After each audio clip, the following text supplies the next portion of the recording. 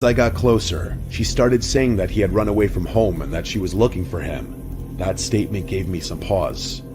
I had expected her to say something like he had fallen off her snowmobile and she hadn't noticed, and then I started to think about how ridiculous even that story was. How the hell do you not notice your own kid falling off a snowmobile?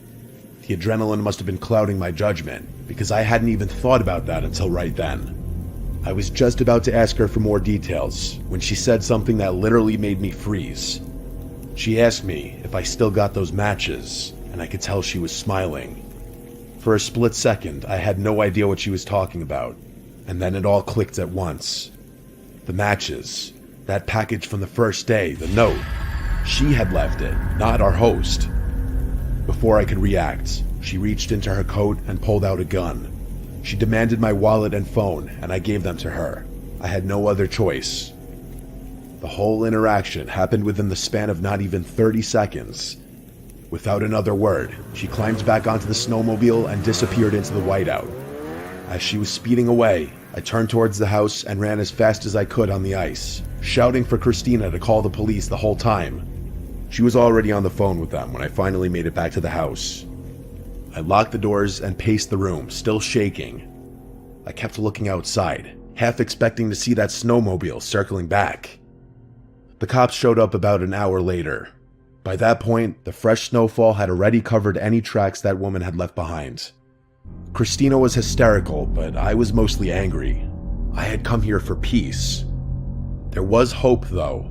I couldn't think of a reliable way that woman had gotten her snowmobile onto the lake, so I expected the police to at least find the vehicle abandoned somewhere. Unfortunately, I was wrong. The police searched the area and found an old boat ramp on the far side of the lake. Their best guess was that she had come from there. I was furious and insisted they keep looking, but they told me the same thing I already knew. There wasn't much they could do. Even if she left something behind, they'd never find it in all the snow. With Christina's help, I tried tracking my phone, but by that point, it was already offline. The one good thing about the whole ordeal was that the Airbnb host refunded the entire trip.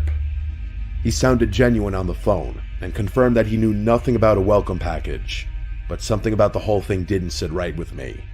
How could that woman have possibly known we'd be staying there? And why go to such elaborate lengths just for a simple robbery? I couldn't help but think the host had something to do with it, but I had no proof. I brought it up with Airbnb, but they were about as helpful as you'd expect. I know I've always been a paranoid guy, but for the longest time after that, I couldn't help but feel that my ex-wife had something to do with it. It honestly makes me angry writing about this.